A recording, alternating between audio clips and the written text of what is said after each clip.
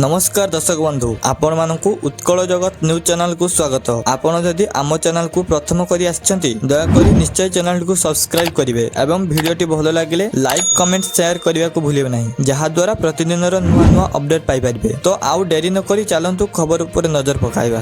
सबु चेष्टार विफल हेबा सत्वे हार मानुनी पाकिस्तान। भारत सहित चलीथिबा विवाद रे बड़ विपर्ययर सम्मुखीन हेबा सत्वे पाकिस्तान सोशल मीडिया प्लेटफॉर्म माध्यम रे भारतीय नागरिक मानकु टार्गेट करी एक साइबर आक्रमण आरंभ करने को चेष्टा करुवा जना पड़ी। गुइंदा संस्था गुड़िक एक हाई अलर्ट जारी करिसेंती।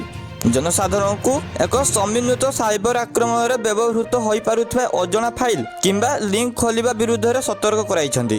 भारतीय सशस्त्र बाहिनी पाकिस्तान रे आतंकवादी केंद्र गुड़िक उपरे सठिक आक्रमण जारी रखिथिबा बेले इस्लामाबाद भली प्रमुख शहर समेत पड़ोशी राष्ट्र प्रतिशोध स्वरूप एक साइबर अभियान आरंभ करिथिबा जଣା पड़िछि। अधिकारीଙ୍କ अनुसार पाकिस्तान संवेदनशील सूचना एवं आर्थिक तथ्य को विपद रे पकेइबा पई मालवेयर बंटन करिबा पई व्हाट्सएप ईमेल फेसबुक एवं टेलीग्राम भली प्लेटफॉर्म व्यवहार करूछि। Dance of the Hillary virus भाबे चिन्हट होइथिबा एपरि एक मालवेयर वीडियो फाइल किंबा डॉक्यूमेंट आकार रे प्रसारित हेउछि। सुरक्षा विशेषज्ञ माने चेतावनी दैछन्ति जे थोड़े सक्रिय हेले एही भाइरस मोबाइल डिवाइस किंबा कंप्यूटर को गुरुतर भाव क्षति पहुंचाई पारे जहां हैकर्स मानकु बैंक प्रमाण पत्र समेत गोपनीय तथ्य को प्रवेश कराई पारे। एही भाइरस संदेहजनक लिंक किंबा अटैचमेंट माध्यम रे आसे बोली कुआ जायछि। विशेष करी जेउ फाइल नाम .exe रे शेष हुए जेपरि कि access.exe